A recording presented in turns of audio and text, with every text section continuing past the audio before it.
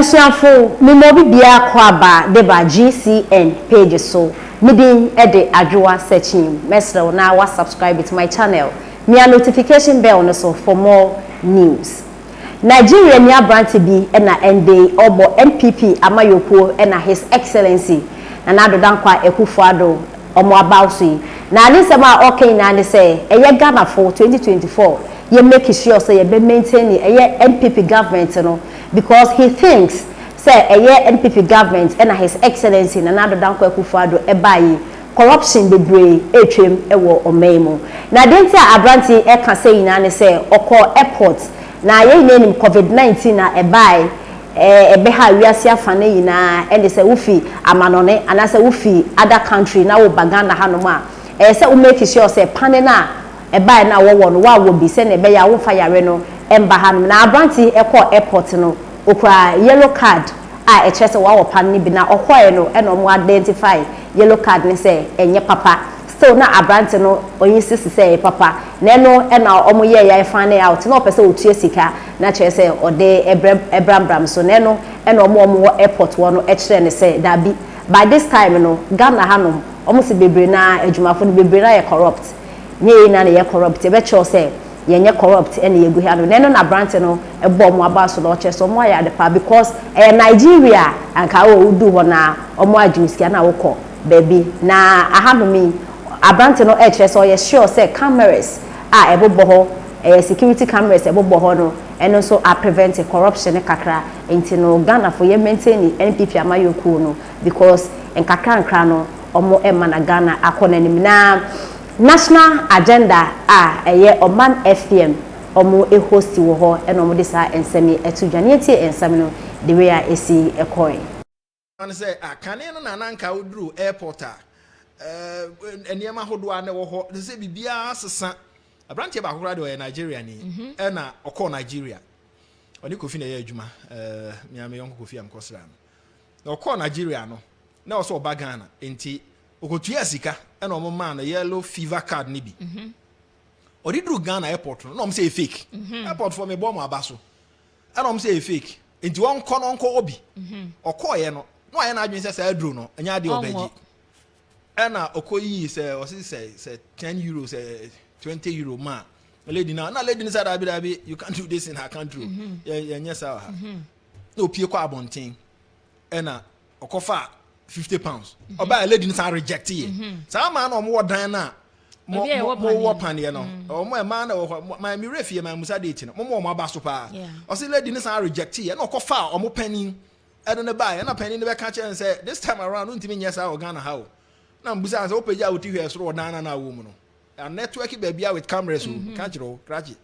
eye ne wanwan wo say oh Nigeria ugina ho no na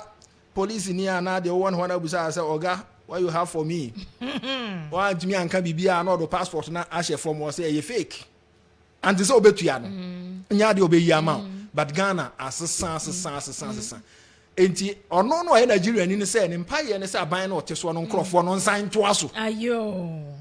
ono Nigeria ni no ne mpaye ne say aban na oso no nkrofo no ensan to aso ye hu bi da na owura mahama asamba ko pekura on timi nkan kire but oso obaba be di mampani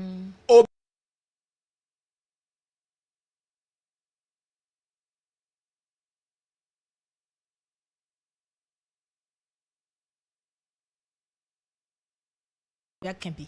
and the NPP for so the petition akoma IGPC will be chidi a ene asafo nso ye nkyere wo no enti eno amu na che se ye gugu a na wotwe ekọ na wie ye aja ene nyame de wa ba bedru nti okay good morning to a couple and good morning to one more motie wa bawa ene about radio phone nyina ma obi ache sansem no na me tietie bia na me tietie no rabna champion asem no na asem ben honorable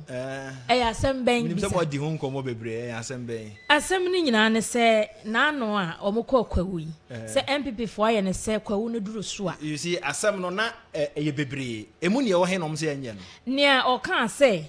NDC fo aye o madwene se o modi atutura asem ne basabasa na beba 2024 dia ye be kire o mo se ye wo mema you see o ye communication a odi ka de bibi be share animu yeah ansa no de ye be kire o so ye mema no eba one fiti fra kopa no kan say NDC for e be kire mo say ye wo mema e sa dia na o threaten Mahama somne ma oboa me wie na ba una oboa kora me bia menya wa makofa do ba onu mu asem na bonse sebi wajanan onu mu asem oboa upo mbu ewo na asem ne tintin ne tietie twemu a me wa ha sisia yi a me wa ha yi a me tie yi eti ne to ne nkon ne motom ne mfe ni no ana na me wo mo party through because me dadwen a enyi me dwene a ensi na me timbusa me ho se oman na yefiri mu na yin na yinim se aha na yefiri se Ghana no eno ha na egusu wo mu ya na se oman foforo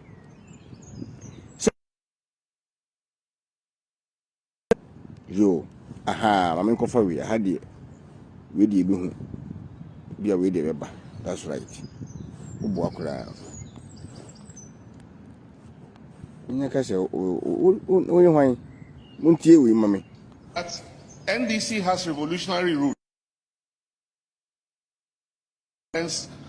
Nobody can beat us in unleashing violence. It is just some case omunti asem na ombeto aso no maye new biometric register enye bibia esi omuti so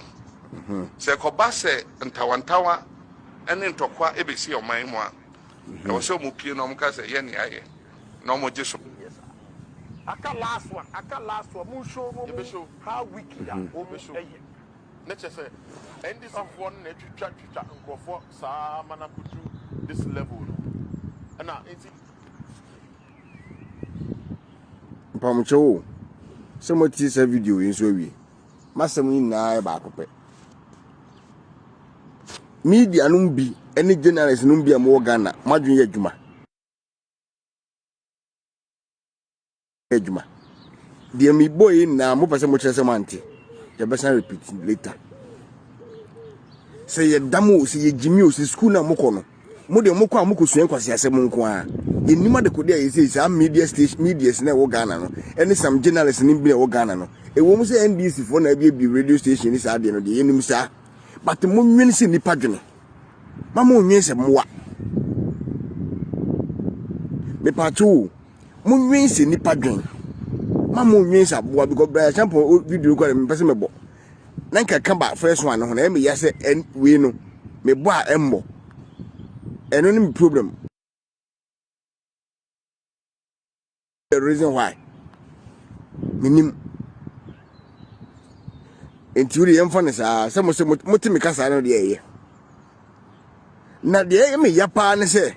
yeti o man mu ayi na yinim se Ghana na yeti na nkrofo we atu mo ni attracted NPP for so many times. Sankwasiafo radio stations we no ni media station media personnel we no entimi ansori ameka se ade a wura mahama wo ye de eye nkwasiasem na tritri asem